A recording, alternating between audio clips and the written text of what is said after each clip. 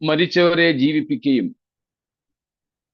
ഇല്ലാത്തതിനെ ഉള്ളതുപോലെ വിളിച്ചു വരുത്തുകയും ചെയ്യുന്ന നമ്മുടെ ദൈവത്തിന്റെ നാമത്തെ സ്തുതിക്കുന്നു. ലോകത്തിന്റെ പാപത്തെ ചുമന്നൊഴിച്ച ദൈവകുഞ്ഞാടായ ക്രിസ്തുയേശുവിന്റെ നാമത്തിൽ എല്ലാവർക്കും വന്ദനങ്ങൾ. വിശേഷാൽ കർത്താവിന്റെ ദാസന്മാരുടെ സാന്നിധ്യത്തെ തിരിച്ചറിയുന്നു. നമ്മുടെ കൂട്ടത്തിലുള്ള മാതാപിതാക്കൾക്കായി ബഹുമാനത്തോടെ ദൈവത്തിന് സ്തോത്രം ചെയ്യുന്നു. അവരുടെയൊക്കെ സാന്നിധ്യം വിശേഷാൽ നമുക്കൊക്കെ ഏറെ അനുഗ്രഹമാണ്. ദൈവത്തിന്റെ വചനം പഠിപ്പാൻ കർത്താവ് നമുക്ക് നൽകിയിരിക്കുന്ന അവസരങ്ങൾക്കും അതിലുപരി വാഞ്ഛയ്ക്കുമായി ദൈവത്തിന് സ്തോത്രം. ഇച്ഛിക്ക എന്നതും പ്രവർത്തിക്ക എന്നതും തിരുവള്ളമുണ്ടായിട്ട് ദൈവമാണല്ലോ നമ്മൾ പ്രവർത്തിക്കുന്നത്. ഫിലിപ്പിയർ 2:14-15 പൗലോസ് പറയുന്നു. അങ്ങനെ നമ്മിലുള്ള ആ ദൈവപ്രവർത്തിക്കായും ദൈവത്തെ വാഴ്ത്തുകയാണ്, സ്തുതിക്കുകയാണ്. ഇന്നലെ നമുക്കൊരുമിച്ചായിരിക്കാൻ സാധിച്ചില്ല. ഇവിടെ പകൽ മീറ്റിംഗ് ഉണ്ടായിരുന്നത് കൊണ്ട് ഇന്നും ഉണ്ടായിരുന്നതാണ്. എന്നാൽ ചില കാരണങ്ങളാൽ അത് ക്യാൻസൽ ആക്കേണ്ടതായിട്ട് വന്നു. ഈ ചർച്ചിലെ ഒരു അങ്കിളിന്റെ സഹോദരന്റെ മരണത്തോടും അടക്കത്തോടും അനുബന്ധിച്ചാണ് ഇന്നത്തെ മീറ്റിംഗ്, പകലത്തേത്, ക്യാൻസൽ ചെയ്തത്. അതുകൊണ്ട് നമുക്ക് ഒരുമിച്ചായിരിക്കാൻ ഇടയാവുന്നു. നമ്മൾ പഠിച്ചുകൊണ്ടിരിക്കുന്ന വെളിപ്പാട് പുസ്തകം 7-ാം അധ്യായത്തിലേക്ക് നമ്മുടെ ശ്രദ്ധയെ കൊണ്ടുപോകാം. അതിന്റെ 9 മുതലുള്ള വാക്യങ്ങളാണല്ലോ ഇപ്പോൾ നമ്മുടെ ചിന്തയ്ക്ക് ആധാരമായിരിക്കുന്നത്. കഴിഞ്ഞ ദിവസം നാം ആ ഭാഗത്തേക്ക് പ്രവേശിച്ചു. 9 മുതൽ 17 വരെയുള്ള വാക്യങ്ങളാണ് നാം ഇപ്പോൾ ചിന്തിക്കുന്നത്. പ്രത്യേകിച്ച് അതിന്റെ 9-ഉം 10-ഉം വാക്യങ്ങൾ നമുക്കൊന്നുകൂടെ വായിക്കാം. Revelation chapter 7 verses 9 and 10. After this I looked, and behold, a great multitude that no one could number, from every nation, from all tribes and peoples and languages, standing before the throne and before the Lamb, clothed in white robes, with palm branches in their hands, and crying out with a loud voice, "Salvation belongs to our God who sits on the throne and to the Lamb." Praise God.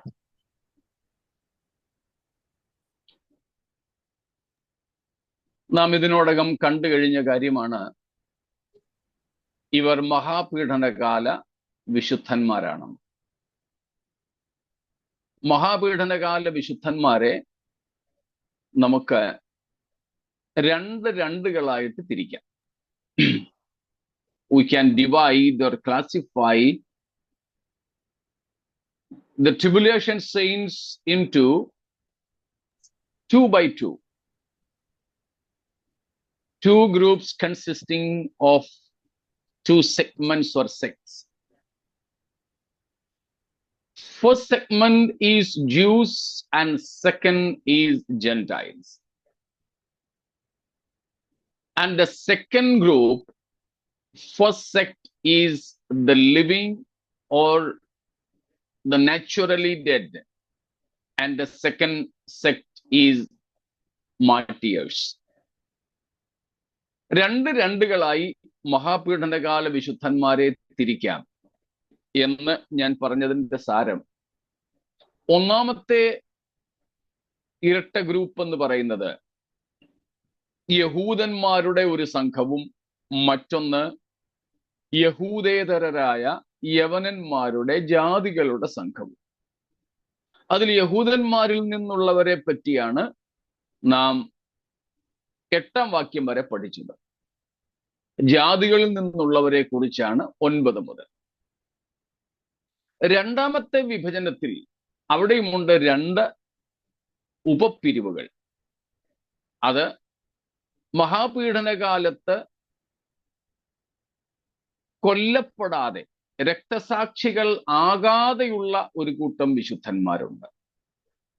അതിൽ പലരും മഹാപീഡനകാലത്തിന്റെ അവസാനത്തിൽ ജീവനോടെ ഉണ്ടായിരുന്നവരാണ്. അതിലധികവും യഹൂദന്മാർ തന്നെയാണ്. എന്നാൽ രണ്ടാമത്തെ ഉപപിരിവ് മഹാപീഡനകാലത്തെ രക്തസാക്ഷികളാണ്. യഹൂദന്മാരിൽ നിന്നുമുണ്ട്, യവനന്മാരിൽ നിന്നുമുണ്ട് രക്തസാക്ഷികൾ. യവനന്മാരിൽ അധികവും രക്തസാക്ഷികളാണ് താൻ. ഇവിടെ നാം അങ്ങനെയാ കാണുന്നത്.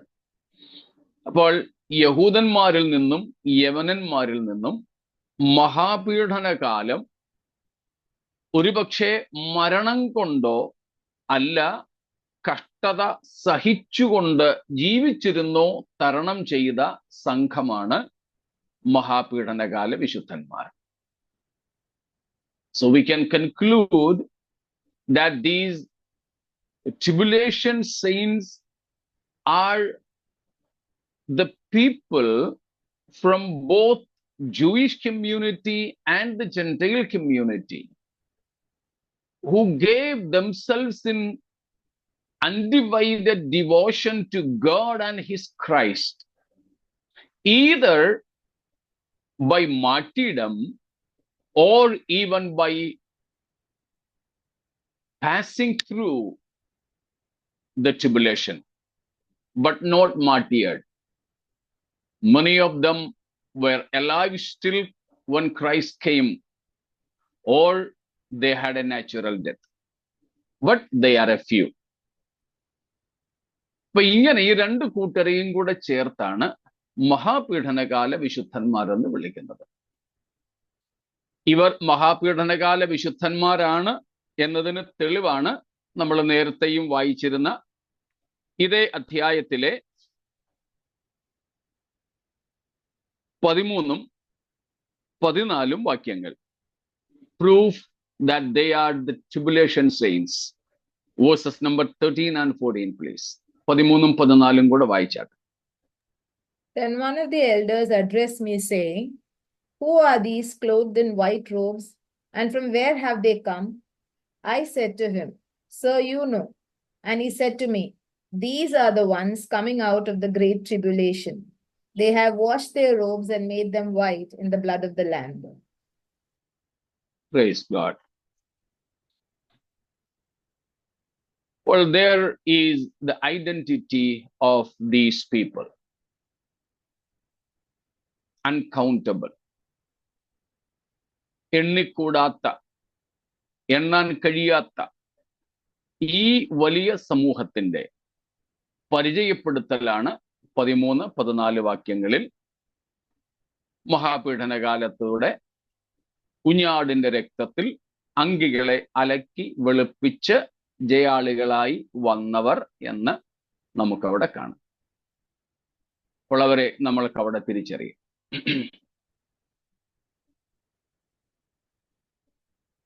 ഇനി നാം അവിടെ അവരെ കാണുന്നത് ഈ വാക്യങ്ങളിലെല്ലാം നമ്മൾ വായിച്ച 9-ാമത്തെ വാക്യത്തിലും ഇപ്പോൾ കണ്ട 14-ാമത്തെ വാക്യത്തിലുമൊക്കെ എണ്ണമറ്റവരാണെന്നും അവർ എല്ലാ സമൂഹങ്ങളിൽ നിന്നും ഉണ്ടെന്നും കഴിഞ്ഞ ആഴ്ചയിൽ നമ്മൾ ചിന്തിച്ചതുകൊണ്ട് ആ ഭാഗം ഇനി കൈകാര്യം ചെയ്യുന്നില്ല. മഹാപുരുഷാരം വെള്ള നിലയങ്കി ധരിച്ചു. They got a robe. നമ്മൾ 6-ാം അധ്യായത്തിലും രക്തസാക്ഷികൾക്ക് വെള്ള നിലയങ്കി കൊടുത്തതായി കണ്ടു. വെള്ള നിലയങ്കി പ്രധാനമായും 2 കാര്യങ്ങളെയാണ് ചൂണ്ടിക്കാട്ടുന്നത്. ഇപ്പോൾ നമ്മൾ വായിച്ച 13-14 വാക്യങ്ങൾ അടിസ്ഥാനപ്പെടുത്തിയാൽ കുഞ്ഞാടിന്റെ രക്തത്താൽ കഴുകൽ പ്രാപിച്ച അവരുടെ വിശുദ്ധീകരണത്തെ കാണിക്കുന്നു. ഈ വെള്ള നിലയങ്കി 2 അല്ലെങ്കിൽ 3 കാര്യങ്ങളെ ചൂണ്ടിക്കാണിക്കുന്നെന്ന് പറയാം. യേശുക്രിസ്തുവിന്റെ രക്തത്താലുള്ള കഴുകൽ, അത് അവരുടെ വിശുദ്ധിയെയാണ് കാണിക്കുന്നത്. 3-ാം അധ്യായത്തിലും നമ്മൾ കണ്ടു, സർദീസിലെ സഭയോട് യേശു പറയുന്നുണ്ട്, ഉടുപ്പ് മലിനമാക്കാത്ത ചിലർ നിനക്ക് സർദീസിൽ അവിടെയുണ്ട്. നാം ആ ഭാഗം ചിന്തിച്ചപ്പോൾ പഠിച്ചതാണ്, ഉടുപ്പ് മലിനമാക്കുക, ജീവിത വിശുദ്ധി നഷ്ടപ്പെടുക. അപ്പോൾ ഇവിടെ കുഞ്ഞാടിന്റെ രക്തത്തിൽ തങ്ങളുടെ അങ്കി അലക്കി വെളുപ്പിച്ചവർ എന്ന് പറയുമ്പോൾ അത് അവരുടെ വിശുദ്ധിയെ സംബന്ധിച്ചാണ്. വിശുദ്ധിയെ സംബന്ധിച്ചാണ്.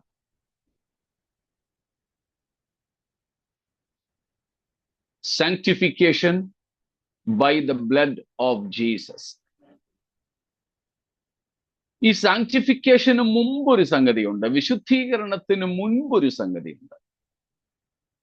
അതിൻ്റെ പേരാണ് നീതീകരണം.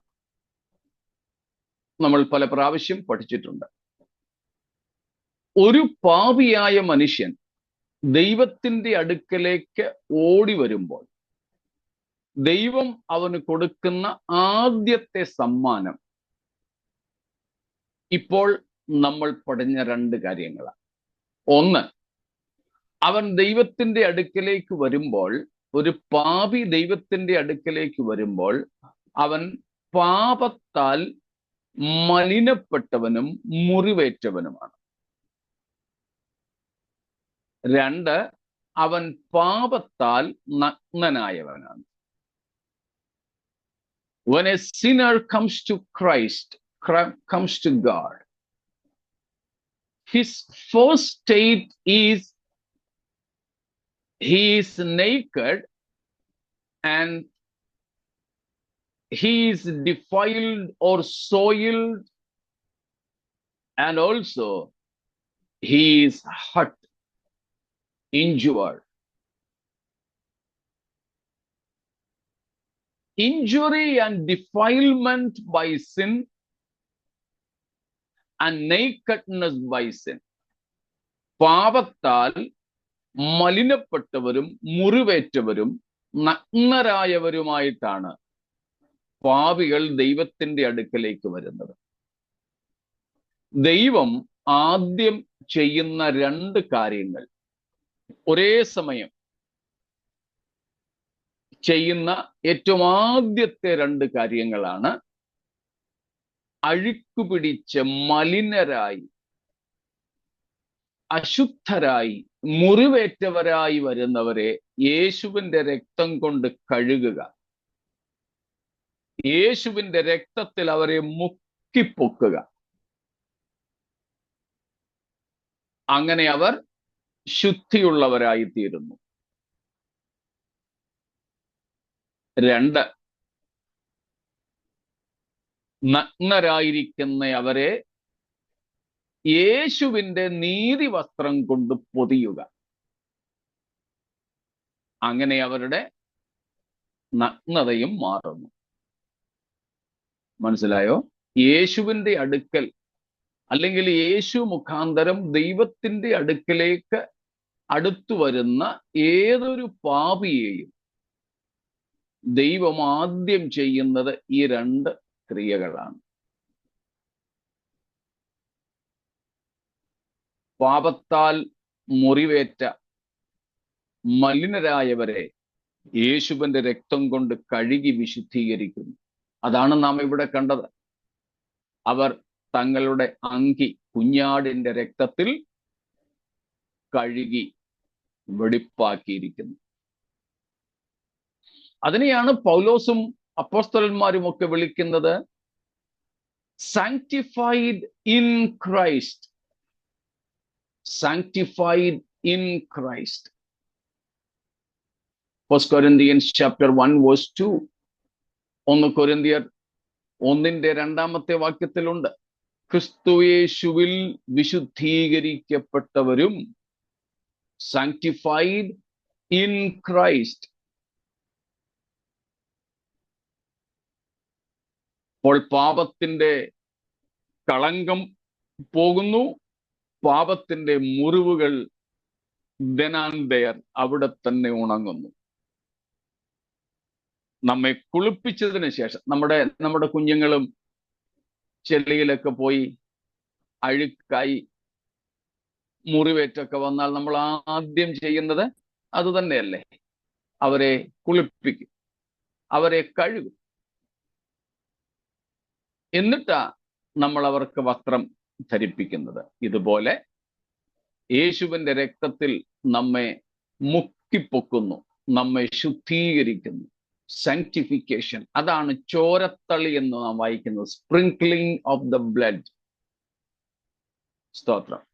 സ്പ്രിങ്കിൾഡ് ബ്ലഡ് ഓഫ് ജീസസ് എന്ന് നാം കഴിഞ്ഞതിന്റെ അങ്ങേയാഴ്ചയായിരുന്നു തോന്നുന്നു യേശുക്രിസ്തുവിന്റെ പുണ്യാഹ രക്തം എന്ന് പഠിച്ചിരുന്നു. വിശുദ്ധീകരണമാണത്. രണ്ടാമത്, വെള്ളവസ്ത്രം എന്തിനെ കാണിക്കുന്നു? The robe of richness. But it is not earned. നമ്മൾ നേടുന്നതല്ല ഈ നീതിവസ്ത്രം, കർത്താവ് നമ്മെ ധരിപ്പിക്കുന്നതാണ്. അത് നമ്മുടെ സ്വന്തമല്ല, യേശുവിൻ്റെതാ. യേശുവിനെ പിതാവായ ദൈവം നമ്മുടെ പാപം ധരിപ്പിച്ചു. എന്നിട്ട് യേശുവിന്റെ അടുക്കലേക്ക് മാനസാന്തരപ്പെട്ടു വരുന്ന പാപികളെ യേശുവിന്റെ നീതിയും ധരിപ്പിക്കുന്നു. It's an exchange. ക്രൂശിൽ നടന്ന ഏറ്റവും വലിയ വെച്ചുമാറ്റം. സ്തോത്രം. വെച്ചുമാറ്റം നമുക്കൊത്തിരി അറിയാവുന്നതാണെങ്കിലും ഒന്നും കൂടെ വായിച്ചാട്ടെ. 2 Corinthians 5:21. 2 കൊരിന്ത്യർ 5:21 വാക്യം.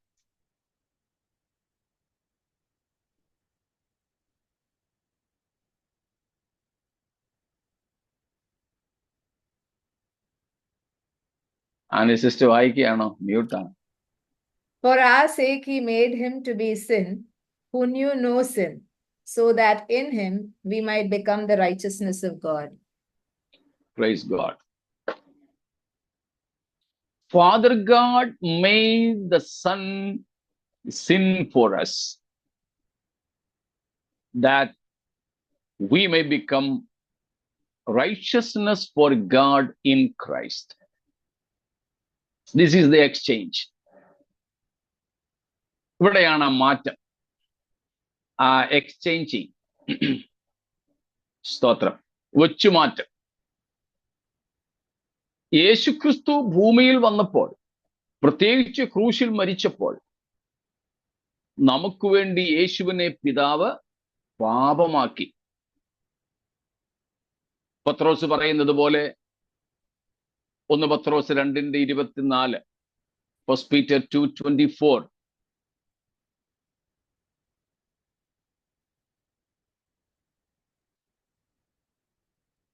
He himself bore our sins in his body on the tree, that we might die to sin and live to righteousness. By his Praise God. have been Yeah, healed. enough.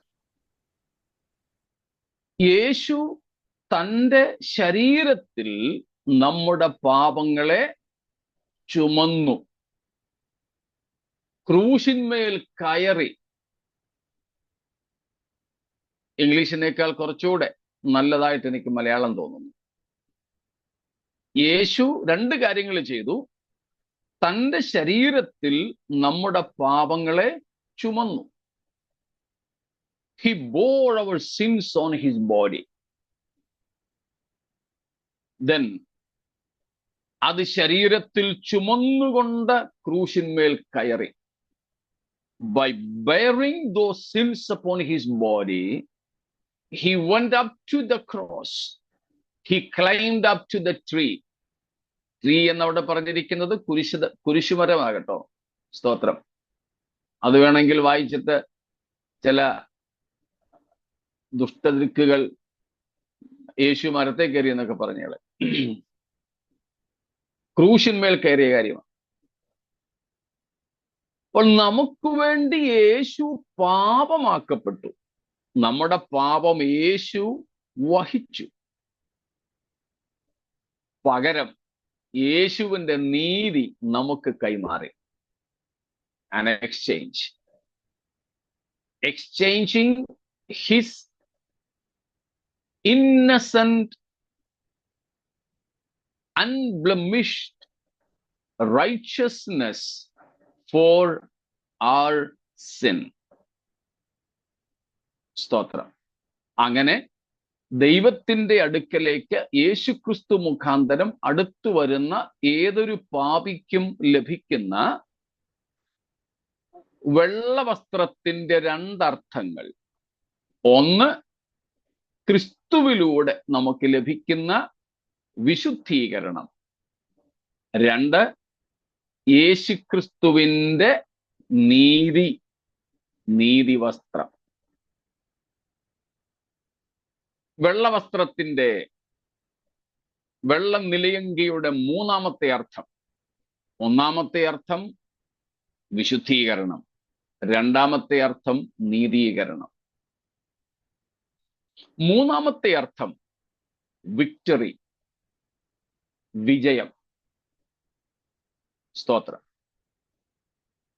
ഈ വെള്ള നിലയങ്കി ധരിച്ചവർ വിശുദ്ധരും നീതിമാന്മാരും മാത്രമല്ല, അവർ ജയാളികളും കൂടെയാണ്. അത് ഒരു Roman എംബോളിസമാണ്. റോമക്കാരുടെ ഒരു ചിത്രത്തിൽ നിന്നാണത് മനസ്സിലാക്കുക. Roman പടയാളികളെയും കൊണ്ട് ശത്രുക്കളെ ജയിച്ചടക്കുന്ന റോമൻ സേനാ നായകന്മാർ വിജയത്തിന് ശേഷം വെള്ളവസ്ത്രം ധരിക്കുക പതിവായിരുന്നു. സ്തോത്രം. വെള്ളവസ്ത്രം ധരിച്ചുകൊണ്ടാണ് ജയിച്ചു വരുന്ന സേനാനായകന്മാർ റോമൻ പട്ടണത്തിൽ റോന്തു ചുറ്റാറുണ്ടായിരുന്നത്. വെള്ളവസ്ത്രത്തിൽ ഒരു പടനായകനെ കണ്ടാൽ അയാൾ യുദ്ധം ജയിച്ചു വരുന്നയാളാണെന്ന് സാധാരണ ജനങ്ങൾക്ക് മനസ്സിലാകും. സ്തോത്രം. പൗലോസ് 2 കൊരിന്ത്യർ 2:14-15 വാക്യങ്ങളിൽ പറയുന്നുണ്ട്, നമ്മെ ജയോത്സവമായി നടത്തുന്ന ദൈവം എന്ന്. എന്നിട്ട് അവിടെ നാം വായിക്കുന്നുണ്ട്, ജയത്തിന്റെ സുഗന്ധം നമ്മിലൂടെ വീശുന്നു. ചിലർക്ക് അത് മരണത്തിന്റെ ഗന്ധം, നമുക്കോ അത് വിജയത്തിന്റെ അരോമ ഗന്ധമാണ്. റോമൻ പടയാളികളിൽ ഇങ്ങനെയൊരു നടപ്പുണ്ടായിരുന്നു, ഒരു രീതി ഉണ്ടായിരുന്നു. അതിൽ പ്രധാനം നമുക്കിപ്പോൾ ഇവിടെ വേണ്ടത് വെള്ളവസ്ത്രധാരണമാണ്. അപ്പോൾ ഇവിടെ ഈ എണ്ണമറ്റ ജാതികളിൽ നിന്നുള്ള സംഘത്തെ നമ്മൾ കാണുന്നത്, സ്തോത്രം, എന്താണ്? അവർ ജയാളികളുമാണ്, നീതീകരിക്കപ്പെട്ടവരുമാണ്, വിശുദ്ധീകരിക്കപ്പെട്ടവരുമാണ്. സ്തോത്രം. വെള്ളനിലയങ്കിയുടെ അർത്ഥം മനസ്സിലേക്ക് കാണുമല്ലോ. അത് തന്നെ ചിത്രീകരിക്കുന്ന മറ്റൊരു സംഗതിയാണ് അതിനോട് ചേർത്ത് നമ്മൾ വായിക്കുന്നത്. അവർ വെള്ള നിലയങ്കി ധരിച്ച് കയ്യിൽ കുരുത്തോലയുമായി, കയ്യിൽ കുരുത്തോലയുണ്ട്, പാം ബ്രാഞ്ചസ്, പാം ലീവ്സ്, കുരുത്തോല. കുരുത്തോല അതും 3 കാര്യങ്ങളെ കാണിക്കുന്നു. ഒന്ന്, സന്തോഷം. 2, സ്തോത്രം, ദൈവത്തിന് നന്ദി പറയുന്നത്. 3 വിജയം. ഈ 3 കാര്യങ്ങളെ കുരുത്തോലയും പ്രതിനിധീകരിക്കുന്നു. സന്തോഷം, നമുക്കറിയാം, നമ്മളത് കാണുന്നത് പഴയ നിയമത്തിലും കാണുന്നുണ്ട്. അതുപോലെ യേശുക്രിസ്തുവിന്റെ ഹോശന്ന പ്രവേശനത്തിലും കാണുന്നുണ്ട്. യേശുക്രിസ്തുവിന്റെ ട്രയംഫൽ എൻട്രി എന്നാണ് നാം അതിനെ വിളിക്കാറ്. യേശു യെരുശലേം നഗരത്തിലേക്ക് കഴുതക്കുട്ടിപ്പുറത്ത് സിയോന്റെ രാജാവായി ജയത്തോടെ പ്രവേശനം നടത്തിയ അന്ന് ആ ഹോശന്ന ജനം പാടിയ ദിവസം, യേശുക്രിസ്തുവിന്റെ ക്രൂശീകരണത്തിന് തൊട്ടു മുൻപ് യെരുശലേമിലേക്കുള്ള യേശുവിന്റെ പ്രവേശനത്തിങ്കൽ ജനമെല്ലാം മരക്കൊമ്പുകൾ വെട്ടി വഴിയിൽ വിതറി, വസ്ത്രം വഴിയിൽ വിരിച്ചു, കുരുത്തോലകൾ എടുത്തുകൊണ്ട് ഹോശന്ന ഹോശന്ന പാടി.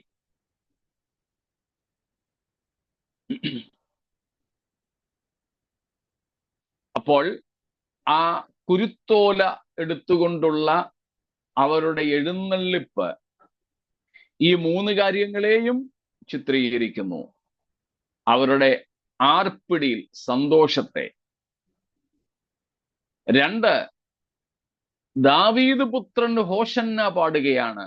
അത് സ്തോത്ര സംഗീതമാണ്, സ്തോത്രം പറച്ചിലാണ്, നന്ദി പറച്ചിലാണ്. 3, അത് വിജയാഘോഷമാണ്, വിജയത്തെ കാണിക്കുന്നതാണ്. സ്തോത്രം. ഇവിടെ ഈ രക്തസാക്ഷികളായി മരിച്ചവരും മഹാക്ലേശത്തിലൂടെ കടന്നുപോയവരും വെള്ള നിലയങ്കിയും ധരിച്ച് കയ്യിൽ കുരുത്തോലയുമായി കുഞ്ഞാടിന്റെയും ദൈവസിംഹാസനത്തിന്റെയും മുമ്പിൽ നിൽക്കുന്നു എന്ന് പറഞ്ഞാൽ അവർക്കിതൊരു ഉത്സവത്തിമിർപ്പ്. മരിച്ചു, കൊല്ലപ്പെട്ടു എന്നത് സത്യം. പക്ഷേ അവരുടെ മരണം, അവരുടെ രക്തസാക്ഷിത്വം അവരെ നിരാശപ്പെടുത്തുന്നില്ല. അവരിലൊരു ഉത്സവ പുറപ്പാടാണ്, അവരൊരു ഉത്സവത്തിന്റെ ആരവമാണ്, ആനന്ദമാണ്, സന്തോഷത്തിമിർപ്പാണ് അവർക്ക്. ദൈവത്തിന് അവർ ആരാധനയർപ്പിക്കുകയാണ്, അവർ വിജയമാഘോഷിക്കുകയാണ്. സ്തോത്രം. വെള്ളനിലയങ്കിയുടെയും അർത്ഥം നാം അത് തന്നെ കണ്ടു. Praise God. സ്തോത്രം. നാം അതിനെക്കുറിച്ച് കാണുന്നത് ചരിത്രത്തിലും നാം അങ്ങനെ കാണുന്നുണ്ട്. ചരിത്രത്തിലും നോക്കുകയാണെങ്കിൽ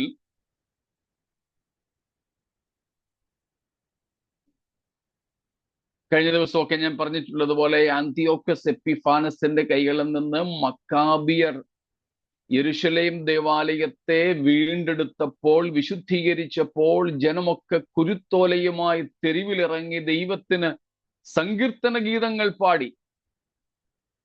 അത് അവരുടെ സന്തോഷത്തിന്റെയും ദൈവത്തിനുള്ള സ്തോത്രത്തിന്റെയും ലഭിച്ച വിജയത്തിന്റെയും പ്രതീകമാണ്. എവിടെയും അങ്ങനെയാ. പഴയ നിയമത്തിലും കൂടാരപ്പെരുന്നാൾ ആചരിക്കുന്ന സമയത്ത്, while Jewish people were celebrating the feast of the booths, അവർ കൂടാരപ്പെരുന്നാൾ ആചരിക്കുന്ന സമയത്തും ഇത് തന്നെയാണ്. കുരുത്തോലകളുമായി അവർ ദൈവസന്നിധിയിൽ വരാറുണ്ടായിരുന്നു. ഏറെ സന്തോഷത്തിന്റെ പ്രതീകമാണ്. അത് അവരുടെ ഇടയിലെ ഒരു പ്രാക്ടീസ് ആയിരുന്നു, അവർ സാധാരണ ചെയ്തു വന്ന ഒരു രീതിയാണ്. അതിന്റെ ആവർത്തനമാണ് യേശു രാജാവായിട്ട് സിയോനിലേക്ക് പ്രവേശിച്ചപ്പോഴും സംഭവിച്ചത്. സ്തോത്രം. യേശുവിന്റെ യെരുശലേം പ്രവേശനത്തിങ്കൽ അവർ കുരുത്തോലകളുമായി ദാവീദ് പുത്രന് ഹോശന്ന പാടിയത് അതുകൊണ്ടായിരുന്നു. സ്തോത്രം. ഹോശന്ന പാടിയത് അതുകൊണ്ടായിരുന്നു. അപ്പോൾ ഈ 2 കാര്യങ്ങളും അവർ ജയാളികളാണ് എന്നുള്ള വസ്തുത വിളിച്ചറിയിക്കുന്നു. Praise God. ഇത്രയും കാര്യങ്ങളിൽ എന്തെങ്കിലും സംശയമുണ്ടെങ്കിൽ ചോദിച്ചാട്ടെ.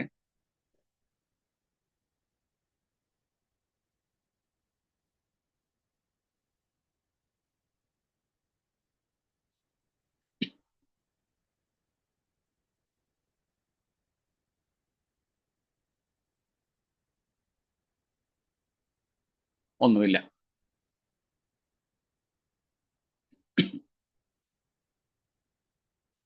ഇവർ നിൽക്കുന്നത് കുഞ്ഞാടിന്റെയും സിംഹാസനത്തിന്റെയും മുൻപിൽ. ഈ ലോകത്തിൽ ഒരുപക്ഷെ മറ്റുള്ളവരെ പോലെ ദീർഘായുസ് ലഭിച്ചില്ല എങ്കിലും സ്തോത്രം, അവർ കുഞ്ഞാടിന്റെയും സിംഹാസനത്തിലിരിക്കുന്ന ദൈവത്തിന്റെയും മുമ്പാകെ ഏറെ ജയത്തോടും സന്തോഷത്തോടും കൂടെ നിൽക്കുന്ന മഹനീയമായ കാഴ്ച നമുക്കവിടെ കാണാം.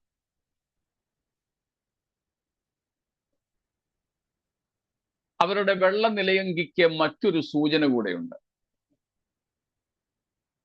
There eternal priesthood. അവർ വെള്ള നിലയങ്കി ധരിച്ച് ദൈവത്തിനും കുഞ്ഞാടിനും പുരോഹിത ശുശ്രൂഷ ചെയ്യുന്നവരായി നിൽക്കുകയാണ്. സ്തോത്രം. കർത്താവ് നമ്മയും തൻ്റെ രക്തം കൊണ്ട് ശുദ്ധീകരിച്ച് പിതാവായ ദൈവത്തിന് രാജ്യവും പുരോഹിതന്മാരും ആക്കി തീർത്തിരിക്കുന്നുവല്ലോ. നമ്മുടെയും പൗരോഹിത്യം രാജകീയ പൗരോഹിത്യവും നിത്യ പൗരോഹിത്യവുമാണ്. 1-ാം അധ്യായത്തിൽ നിന്നും നമ്മൾ ആ കാര്യം പഠിച്ചപ്പോൾ അതിൻ്റെ വിവിധാർത്ഥങ്ങൾ നമ്മൾ മനസ്സിലാക്കിയല്ലോ. അതുകൊണ്ട് ഇവിടെ വിശദീകരണം ആവശ്യമില്ലായിരിക്കും.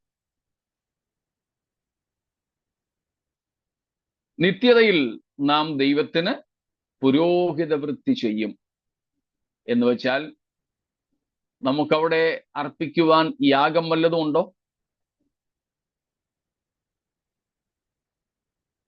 കാളയും ആടും പ്രാവും മാവും ഒന്നുമില്ല. പക്ഷെ നമുക്കെല്ലാവർക്കും വേണ്ടി യാഗമായി തീർന്ന ക്രിസ്തു നമ്മുടെ മുൻപിലുണ്ട്. അതിൻ്റെ അനുസ്മരണം, അതു നിമിത്തം നാം ദൈവത്തിന് നമ്മെ തന്നെ കൊടുക്കുകയും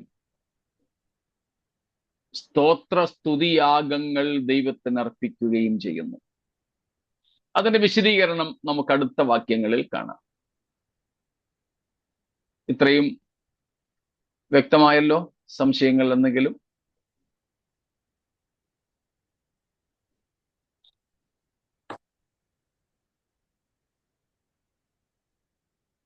എന്നാൽ 10-ാം വാക്യം ഒന്നും കൂടെ വായിച്ചോളൂ. Verse number 10 once again. And crying out with a loud voice, salvation belongs to our God who sits on the throne and to the Lamb. This is actually the priestly ministry we will carry out in the heavens. സ്വർഗത്തിൽ നമ്മൾ നിർവഹിക്കാൻ പോകുന്ന പൗരോഹിത്യ ശുശ്രൂഷ ഇതാണ്.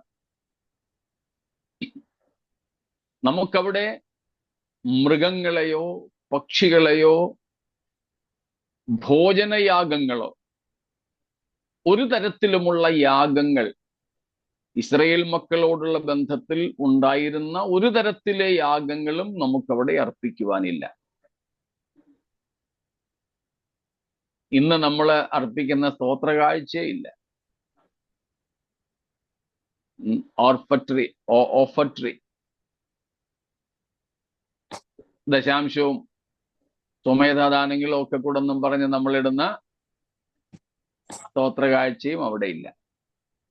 അങ്ങനെയുള്ള ഒരർപ്പണവും അവിടെയില്ല.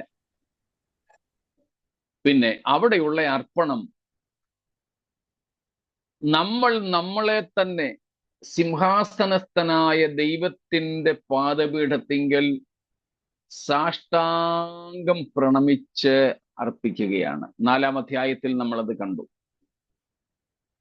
We have seen from chapter 4 of Revelation the 24 elders sitting on their thrones. But while the 4 creatures were crying out, "Holy, holy, holy, Lord God Almighty," the 24 elders used to bow down before the enthroned, glorious and majestic God. 4 ജീവികളും സിംഹാസനത്തിൽ ഇരിക്കുന്ന ദൈവത്തെ പരിശുദ്ധൻ പരിശുദ്ധൻ പരിശുദ്ധൻ എന്ന് ആർക്കുമ്പോഴൊക്കെ 24 മൂപ്പന്മാരും തങ്ങളുടെ കിരീടങ്ങൾ സിംഹാസനത്തിൽ ഇരിക്കുന്ന ദൈവത്തിന്റെ പാദാന്തികെ അർപ്പിച്ച് സാഷ്ടാംഗം വീണ് നമസ്കരിക്കുകയാണ്. ആ അർപ്പണമേ നമുക്കവിടെ ഉള്ളൂ. നാം നമ്മെ തന്നെ അർപ്പിക്കുന്നു. നമുക്ക് നേരത്തെ നമ്മൾ ചിന്തിച്ചിട്ടുള്ളത് പോലെ സിംഹാസനമൊക്കെ കിട്ടും, കിരീടവും കിട്ടും. പക്ഷെ ഇതൊന്നും വെച്ചുകൊണ്ട് നമ്മൾ അവിടെ ഇങ്ങനെ കാലുമേ കാലും ഒക്കെ വെച്ചിരിക്കത്തില്ല. സ്തോത്രം. വീണ് അവനെ നമസ്കരിക്കും. സ്തോത്രം. എന്ന് വെച്ചാൽ നമ്മെ തന്നെ ആ ദൈവത്തിന് നമ്മൾ അവിടെയും കൊടുത്തുകൊണ്ടേയിരിക്കും. A perpetual offering of ourselves. നമ്മെ തന്നെ നിരന്തരയാഗമായി ദൈവത്തിന് നിത്യതയിൽ പോലും നാം കൊടുത്തുകൊണ്ടിരിക്കും. സ്തോത്രം. Even in eternity we will not withhold ourselves from offering unto God. ദൈവത്തിന് നമ്മെ തന്നെ അർപ്പിക്കുന്നതിൽ നിന്ന് നിത്യതയിൽ പോലും നാം നമ്മെ തടഞ്ഞു വെക്കില്ല. അവിടെ എത്താൻ ഭാഗ്യം ലഭിക്കുന്നവർ നിത്യതയിൽ പോലും തങ്ങളെ തന്നെ തടഞ്ഞു വെക്കുകയില്ല. സ്തോത്രം. അവർ അവിടെയും തങ്ങളെ തന്നെ അർപ്പിക്കും. രണ്ടാമത്, നമ്മളെ തന്നെ അങ്ങനെ കൊടുക്കുമ്പോൾ എന്തുവായിരിക്കും നമ്മൾ പറയുന്നത്? സ്തോത്രം. ഇവിടാണെങ്കിൽ നമ്മൾ പറയും പനി മാറിയതിന് സ്തോത്രം, ഷുഗർ മാറിയതിന് സ്തോത്രം, കാൽസ്യത്തിന്റെ കുറവ്, വൈറ്റമിൻ ഡിയുടെ കുറവ് പരിഹരിച്ചതിന് സ്തോത്രം. നമ്മളിവിടെ സ്തോത്രം പറയുന്നത് ഇങ്ങനെയൊക്കെയുള്ള ഒത്തിരി കാര്യങ്ങൾക്കാണ്. വീസ കിട്ടിയത് കൊണ്ട് സ്തോത്രം, പോലീസ് പിടിച്ചെങ്കിലും പെനാൽറ്റി അടിക്കാഞ്ഞത് കൊണ്ട് സ്തോത്രം. നാം ഇവിടെ ദൈവത്തിന് സ്തോത്രം ചെയ്യുന്നത് ഇങ്ങനെയൊക്കെയുള്ള ഭൗതിക വിഷയങ്ങളില്ല. പക്ഷേ അതിനൊക്കെ സ്തോത്രം ചെയ്തോണം. ഓരോ ശ്വാസത്തിനും നാം സ്തോത്രം ചെയ്തോണം. ഓരോ ചുവടിനും നാം സ്തോത്രം ചെയ്തോണം. തീർച്ചയായിട്ടും നമുക്ക് തന്ന കാഴ്ചയ്ക്ക്, കേൾവിക്ക്, സംസാരശേഷിക്ക്, ഓർമ്മയ്ക്ക്, നേരെ നിൽക്കാനും നേരെ നടക്കാനും പറ്റുന്നതിന്,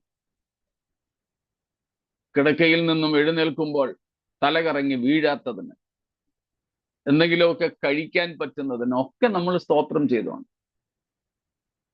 മുമ്പ് ഒരിക്കൽ ഞാൻ പറഞ്ഞതാ, പണ്ടൊക്കെ ആണെങ്കിൽ നമ്മുടെ കല്യാണങ്ങൾക്ക് എല്ലാവരും ഇരുന്ന് എല്ലാവർക്കും ഏറ്റവും ഒടുവിലത്തെ ആൾക്ക് വരെ വിളമ്പിക്കഴിഞ്ഞു എന്ന് വീട്ടുകാർ പറയുന്നെങ്കിലേ അച്ഛന്മാരോ പാസ്റ്റർമാരോ ആഹാരത്തിനായിട്ട് പ്രാർത്ഥിക്കുകയുള്ളായിരുന്നു. അത് കഴിഞ്ഞിട്ടേ തൊട്ട് നക്കുകയെങ്കിലും ചെയ്യത്തുള്ളായിരുന്നു. ഇപ്പൊ അങ്ങനൊന്നുമല്ല. പലയിടത്തും കല്യാണം കഴിയുന്നതിന് മുമ്പ് തന്നെ കട്ട്ലേറ്റ് തീരും, പൊതിഞ്ഞ് മുമ്പിൽ തന്നെ വെച്ചിരിക്കുകയല്ലേ. അത് മാത്രമല്ല, അന്നൊക്കെ എല്ലാവരും കഴിച്ചു കഴിഞ്ഞു, ഏറ്റവും ഒടുവിലത്തെ ആളും പായസവും നാരങ്ങായും കഴിച്ചു കഴിഞ്ഞു എന്ന് വീട്ടുകാര് പാസ്റ്ററോട് പറഞ്ഞെങ്കിൽ ഏറ്റവും ഒടുവിൽ സ്തോത്രം ചെയ്ത് പ്രാർത്ഥിച്ചിട്ടേ കൈ കഴുകാൻ എഴുന്നേക്കത്തുള്ളായിരുന്നു. ഇപ്പൊ അങ്ങനൊരു പരിപാടിയില്ല. പണ്ടുള്ള ദൈവദാസന്മാരും നമ്മുടെ പ്രായമുള്ള മാതാപിതാക്കളുമൊക്കെ ഭക്ഷണം കഴിക്കാൻ നേരം മാത്രമല്ല പ്രാർത്ഥിക്കുമായിരുന്നത്, ഭക്ഷണം കഴിച്ച് കഴിഞ്ഞും പ്രാർത്ഥിക്കുമായിരുന്നു. ബൈബിൾ സ്കൂളിലൊക്കെ ഞങ്ങളെ അപ്പച്ചൻ പാസ്റ്റർമാര് പഠിപ്പിച്ചൊരു കാര്യമുണ്ട്. ഭക്ഷണത്തിന് മാത്രമല്ല, ഈ ഭക്ഷണം കഴിക്കാൻ ഞങ്ങൾക്ക് തന്ന വിശപ്പിനായിട്ടും കൂടെ സ്തോത്രം.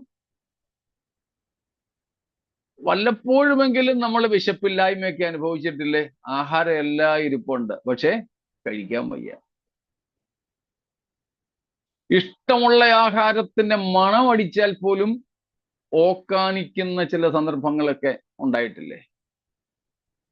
അപ്പോഴാണ് കർത്താവ് നമുക്ക് തന്ന വിശപ്പിനായും സ്തോത്രമെന്ന് പറയാൻ സാധിക്കുക.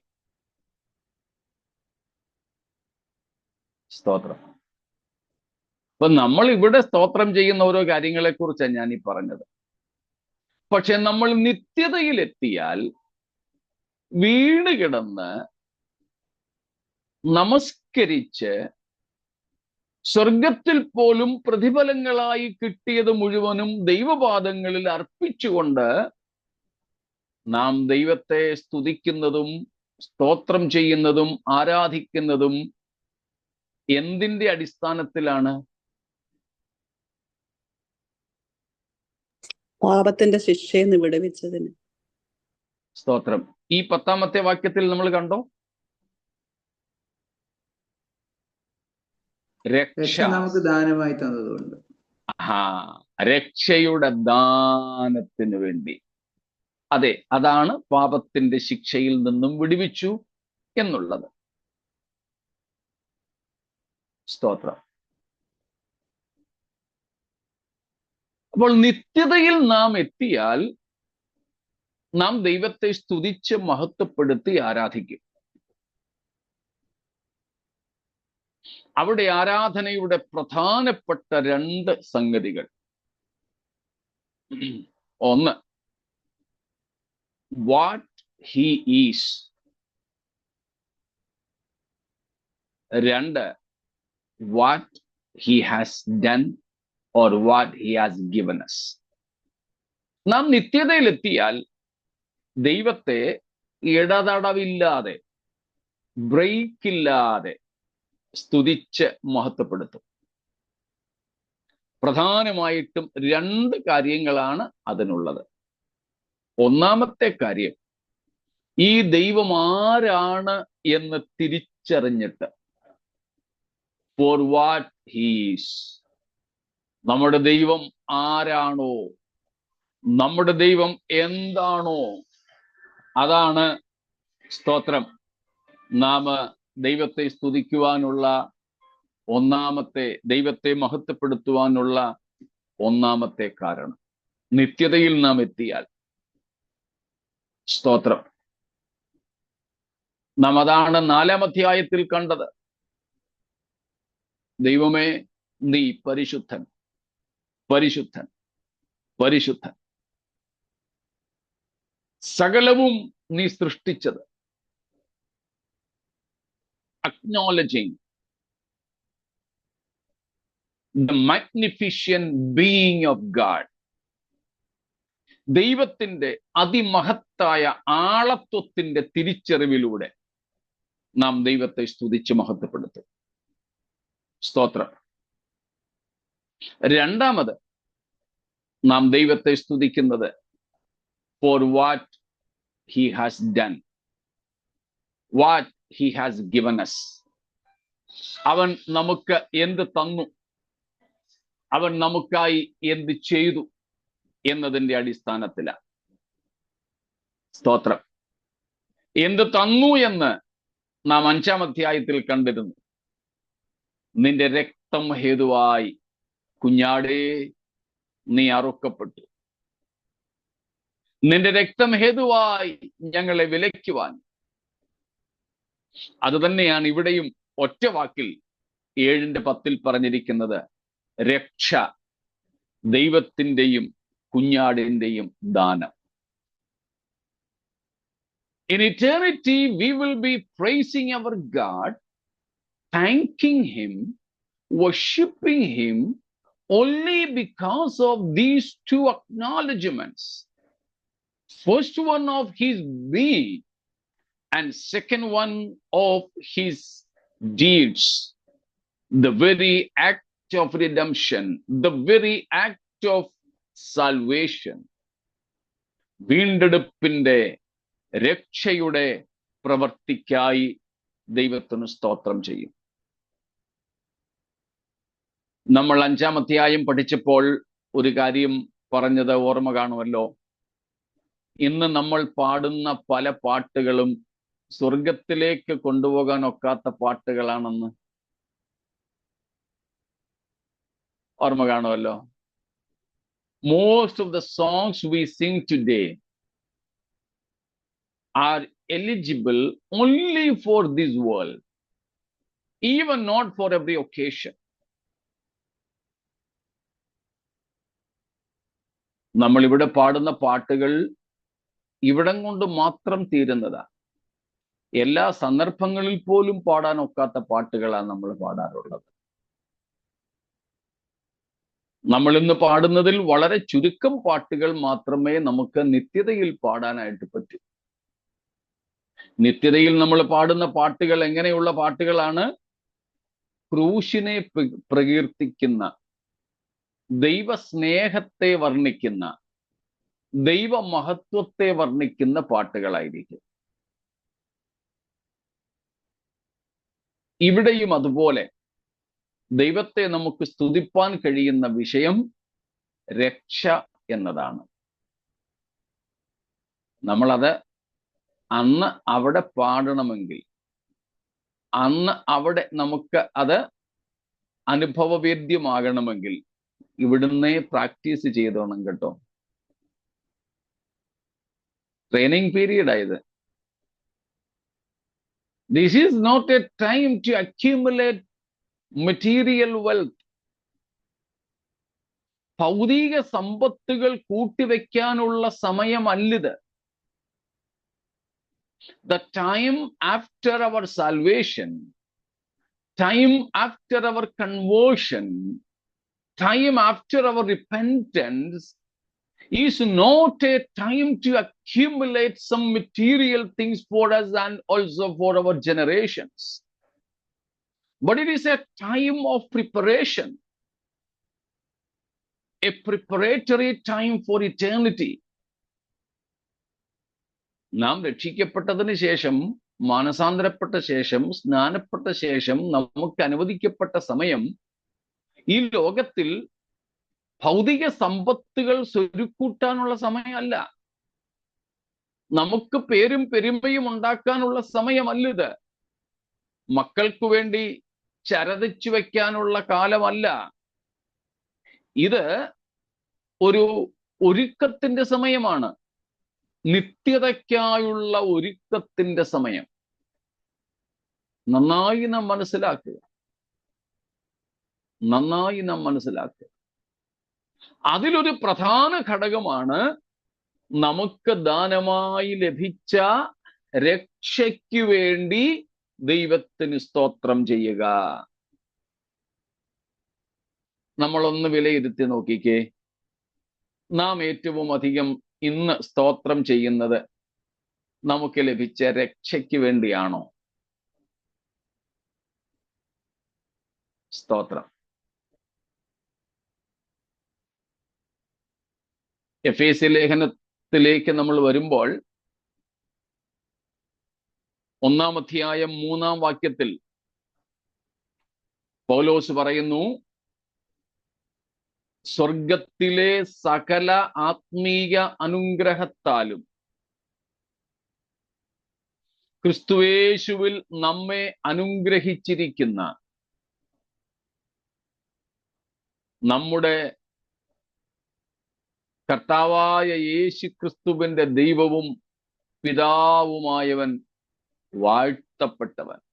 Blessed be the God and the Father of our Lord Jesus Christ, who has blessed us with every spiritual blessing in the heavenly realm. എന്തിനു വേണ്ടിയാ സ്തോത്രം ചെയ്യുന്നത്? സ്വർഗത്തിലെ സകല ആത്മീയ അനുഗ്രഹത്തിനും വേണ്ടി. അതിന്റെ പട്ടികയാണ് 3 മുതൽ 14 വരെയുള്ള വാക്യങ്ങൾ. പിന്നെയും ഉണ്ട് അങ്ങോട്ട്. പക്ഷെ അത് മാത്രം എടുത്തു വച്ചിരിക്കുന്ന, അടുക്കി അടുക്കി വെച്ചിരിക്കുന്ന ഭാഗമാണ് 3 തൊട്ട് 14 വരെയുള്ള വാക്യങ്ങൾ. അവയ്ക്കൊക്കെ വേണ്ടിയാണ് നാം ദൈവത്തിന് സ്തോത്രം ചെയ്യേണ്ടത്. അങ്ങനെയൊക്കെയുള്ള കാര്യങ്ങളാണ് നാം ദൈവത്തോട് ചോദിക്കേണ്ടത്. പക്ഷേ നാം ഇന്ന് ദൈവത്തോട് ചോദിക്കുന്നതും ദൈവത്തിന് സ്തോത്രം ചെയ്യുന്നതുമൊക്കെ ഈ ഒരു രീതി അനുസരിച്ചാണോ? അല്ലെന്നുള്ളതല്ലേ സത്യം. സ്തോത്രം. Praise God. രക്ഷയാണ് നിത്യതയിലെത്തിയാൽ ദൈവത്തിന് പുരോഹിതന്മാർ എന്ന നിലയിൽ നാം ദൈവത്തെ സ്തുതിച്ച് സ്തോത്രം ചെയ്യുന്നതിൻ്റെ പ്രധാന ആധാരം രക്ഷ. സ്തോത്രം. ആ രക്ഷിക്കപ്പെട്ടത് കൊണ്ട് മാത്രമാണ് നാം അവിടെ എത്തുന്നത്. ആ തിരിച്ചറിവ് ആയതിനു വേണ്ടി ദൈവത്തിന് സ്തോത്രം ചെയ്യാൻ നമ്മെ പ്രേരിപ്പിക്കും. ഇപ്പൊ പാട്ടിന്റെ കാര്യം പറഞ്ഞതുപോലെ തന്നെ നാം സാധാരണയായി സ്തോത്രം ചെയ്യുന്ന വിഷയത്തിലും ഈ ഒരു പരിശീലനം നമുക്ക് ആവശ്യമുണ്ട്. സ്തോത്രം. ഇത്രയും മനസ്സിലായോ?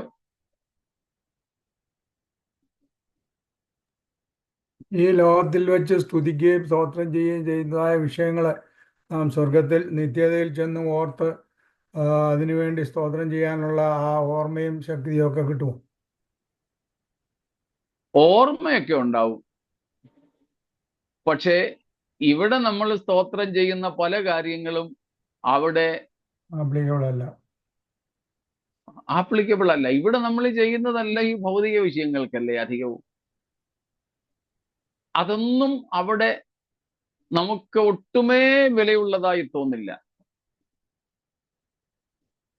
ഒട്ടും തന്നെ.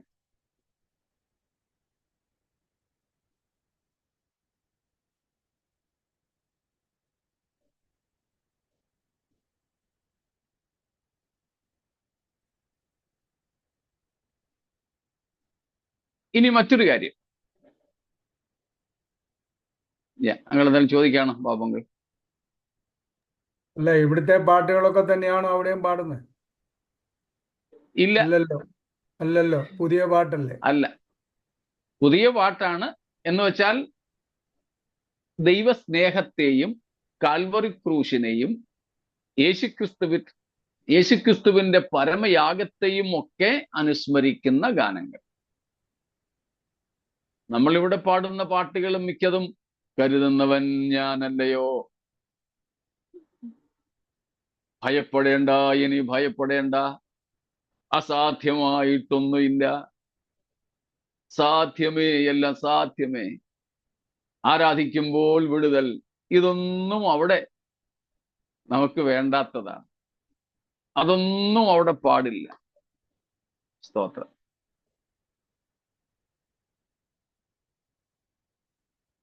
ഞാൻ പല പ്രാവശ്യം പറഞ്ഞിട്ടുള്ളതുപോലെ വീണ്ടെടുപ്പിൻ ഗാനം പാടും ഞാൻ സിയോനിൽ, വിൺദൂതർക്കും പാടാൻ അസാധ്യമേ അത്, കാൽവരി ഗിരിയിൽ കാൽകരം തുളച്ച കുഞ്ഞാടാം പ്രിയനൻ സ്നേഹമൻ ഗാനമേ.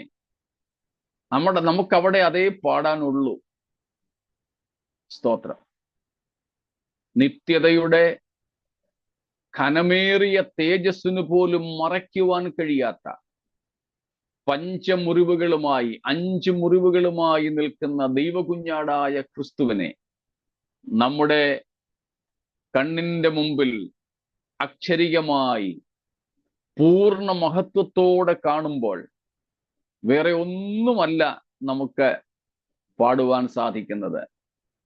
മറ്റൊന്നുമല്ല ദൈവത്തിന് അർപ്പിക്കുവാനായി നമുക്ക് കഴിയുന്നത്. ആ കുഞ്ഞാടിന്റെ സ്നേഹം മാത്രമാണ്. Praise God.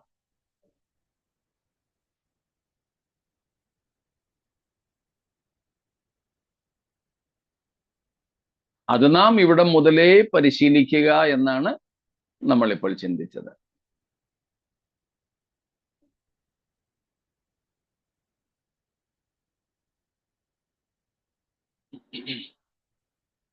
സ്തോത്രം.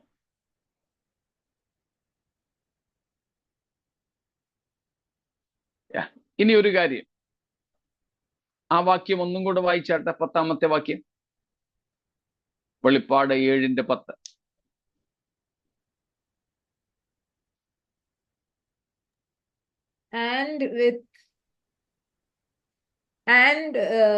Crying out with a loud voice, salvation belongs to our God who sits on the throne and to the Lamb.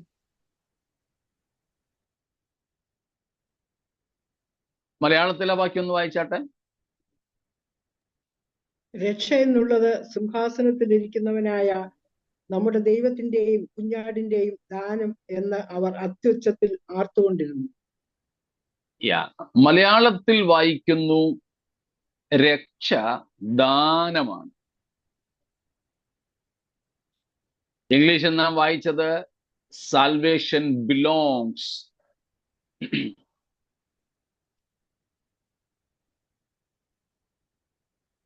രക്ഷ ദൈവത്തിന്റെയും കുഞ്ഞാടിൻ്റെതുമാണെന്നാണ് നാം ഇംഗ്ലീഷിൽ വായിക്കുമ്പോൾ തെളിഞ്ഞു നിൽക്കുന്ന അർത്ഥം. മലയാളത്തിൽ കുറച്ചും കൂടെ സരളമായി ദൈവത്തിന്റെയും സിംഹാസനത്തിലിരിക്കുന്ന ദൈവത്തിന്റെയും കുഞ്ഞാടിന്റെയും ദാനമാണ്. സ്തോത്രം. എന്ന് വെച്ചാൽ രക്ഷ നമുക്ക് സ്വയമായി പ്രാപിക്കുവാൻ കഴിയുന്നതല്ല. No one can give salvation. No one can save someone else. ഒരു മത ഗുരുവിനും കഴിയില്ല, ഒരു മത അധ്യക്ഷന്മാർക്കും കഴിയുകയില്ല, ഒരു രാഷ്ട്ര നേതാക്കൾക്കും കഴിയില്ല രക്ഷിക്കുവാൻ, രക്ഷ നൽകുവാൻ. രക്ഷിക്കുവാൻ, മറ്റൊരുത്തന് രക്ഷ നൽകുവാൻ ആരെ കൊണ്ടും സാധ്യമല്ല. അത് ദൈവം മനുഷ്യന് ദാനമായി നൽകിയതാണ്. രണ്ട് തലങ്ങളിൽ നമുക്കത് മനസ്സിലാക്കാം. സകല മനുഷ്യർക്കു വേണ്ടിയും ദൈവം യേശുക്രിസ്തുവിലൂടെ രക്ഷാമാർഗമൊരുക്കി, ദാനമായിട്ട് തന്നെയാണ്.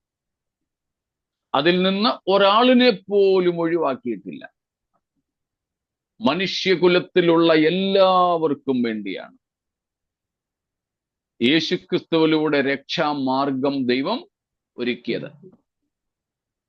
അതിന്റെ രണ്ടാമത്തെ തലം രക്ഷിക്കപ്പെട്ടവർ പറയുന്നതാണ്, എനിക്ക് ലഭിച്ച, എനിക്ക് വ്യക്തിപരമായി കിട്ടിയ രക്ഷ, അതും എനിക്ക് എൻ്റെ ദൈവത്തിന്റെ ദാനമായി ലഭിച്ചതാണ്. സ്തോത്രം. അത് രണ്ടും നമ്മൾ അതിൽ നിന്ന് മനസ്സിലാക്കണം. രക്ഷ സർവ മാനവജാതിക്കു വേണ്ടിയും ദൈവത്തിന്റെ ദാനമാണ്. രണ്ട്, വ്യക്തിപരമായി രക്ഷിക്കപ്പെട്ടവർക്കും അത് പറയാൻ പറ്റും, എനിക്ക് ലഭിച്ച രക്ഷ എൻ്റെ ദൈവത്തിന്റെ ദാനമാണ്. എനിക്കറിയാം നമ്മുടെ കൂട്ടത്തിൽ എല്ലാവരും രക്ഷിക്കപ്പെട്ടവരാണ്. എന്നാൽ ആരെങ്കിലും ഞങ്ങളെ കേൾക്കുന്നവരിൽ രക്ഷിക്കപ്പെടാത്തവരായിട്ടുണ്ടെങ്കിൽ, ആരെങ്കിലും മരണശേഷം എൻ്റെ ബന്ധുക്കളൊക്കെ കൂടെ എന്നെ അങ്ങ് രക്ഷപ്പെടുത്തിക്കോളുമെന്ന് കരുതുന്നവരുണ്ടെങ്കിൽ, ആരാധിച്ചു വരുന്ന പുണ്യപുരുഷന്മാരോ നേർച്ച കാഴ്ചകൾ വർഷങ്ങളായി അർപ്പിക്കുന്ന, നമ്മിൽ നിന്നും സ്വീകരിക്കുന്ന വല്ല വിശുദ്ധന്മാരോ വല്ല ഇടനിലക്കാരോ മധ്യസ്ഥന്മാരോ ഒക്കെ അങ്ങ് രക്ഷിച്ചു കൊണ്ടുപോകുമെന്ന് ആരെങ്കിലും കരുതുന്നെങ്കിൽ ദയവായി അബദ്ധത്തിൽ പെടരുതേ. ആർക്കും നമ്മെ രക്ഷിപ്പാൻ കഴിയില്ല. ഒരു മതത്തിനും കഴിയുകയില്ല. ക്രിസ്തു മതം ഉൾപ്പെടെ ഒരു മതത്തിനും നമ്മെ രക്ഷിപ്പാൻ കഴിയില്ല. പെന്തിക്കോസ്റ്റാലിസം, പെന്തക്കോസ്തു മതം ഉൾപ്പെടെ ഒരു മതത്തിനും ഒരു മനുഷ്യനെ രക്ഷിക്കുവാൻ കഴിയുകയില്ല. രക്ഷ കേവലം ദൈവത്തിൻ്റെയും കുഞ്ഞാടിൻ്റെയും ദാനമാണ്. യേശുക്രിസ്തുവിന്റെ ക്രൂശ് മരണത്താൽ മാത്രമാണ് രക്ഷ.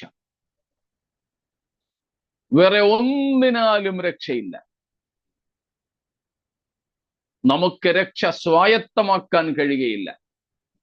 മാമോദീസ ഏൽക്കുന്നത് കൊണ്ടോ, സ്നാനം ഏൽക്കുന്നത് കൊണ്ടോ, സഭയിൽ പോകുന്നത് കൊണ്ടോ, ബൈബിൾ വായിക്കുന്നത് കൊണ്ടോ രക്ഷ നേടാൻ കഴിയില്ല. ദശാംശം കൊടുക്കുന്നത് കൊണ്ടോ, സ്തോത്രകാഴ്ച ഇടുന്നത് കൊണ്ടോ പറ്റില്ല. സുവിശേഷ പ്രവർത്തനത്തെ സഹായിക്കുന്നത് കൊണ്ട്, സാധുക്കൾക്ക് വീട് വെച്ചു കൊടുക്കുന്നത് കൊണ്ട്, ആശുപത്രി തുടങ്ങി പാവപ്പെട്ടവരെ സൗജന്യമായി ചികിത്സിക്കുന്നത് കൊണ്ട് പറ്റില്ല. ചാരിറ്റി പ്രവർത്തനങ്ങൾ കൊണ്ട്, സൽക്കർമ്മങ്ങൾ കൊണ്ട് രക്ഷ നേടാൻ കഴിയില്ല. മത ആചാരങ്ങൾ കൊണ്ട് കഴിയുകയില്ല. മരണാനന്തര കർമ്മങ്ങൾ കൊണ്ട് സാധ്യമല്ല രക്ഷ. അത് ഒരു മനുഷ്യൻ ജീവിച്ചിരിക്കെ സ്വയം ഇത് ദൈവത്തിന്റെ ദാനമാണെന്ന് മനസ്സിലാക്കി ദൈവത്തിൽ നിന്ന് യേശുക്രിസ്തുവിൽ വിശ്വസിച്ചും പാപങ്ങളിൽ നിന്ന് മാനസാന്തരപ്പെട്ടും സ്വയം നേടേണ്ടതാണ്, പ്രാപിക്കേണ്ടതാണ്. ഇത് നേടിയെടുക്കുന്നതല്ല, ദാനമായി സ്വീകരിക്കുന്നതാണ്. അതുകൊണ്ട് ആരെങ്കിലും സ്വന്തം പ്രയത്നത്താൽ രക്ഷപ്പെടാമെന്ന്, നരകത്തിൽ നിന്നും ഒഴിഞ്ഞു പോകാമെന്ന് കരുതുന്നെങ്കിൽ സുഹൃത്തെ, സാധ്യമല്ല. സകല മനുഷ്യർക്കും രക്ഷദാനമായി നൽകിയ ദൈവത്തിന്റെ അടുക്കലേക്ക് തുറന്ന മനസ്സോടെ പാപങ്ങൾ ഏറ്റുപറഞ്ഞുകൊണ്ട് അടുത്തു വരുന്നതിൽ കൂടെ മാത്രമേ രക്ഷ സ്വീകരിപ്പാൻ കഴിയൂ. ഇവിടെ രക്ഷപ്പെട്ട് സ്വർഗത്തിലെത്തുന്ന വിശുദ്ധന്മാർ ഒരുമിച്ച് ദൈവത്തിന് പുരോഹിതന്മാരായി വെള്ള നിലയങ്കി ധരിച്ച് കുരുത്തോലയും കയ്യിൽ പിടിച്ചുകൊണ്ട് പാടുന്നതാണ് സ്തോത്രം, രക്ഷ നമ്മുടെ ദൈവത്തിന്റെ ദാനം. Praise God. Thank you sister four reminding.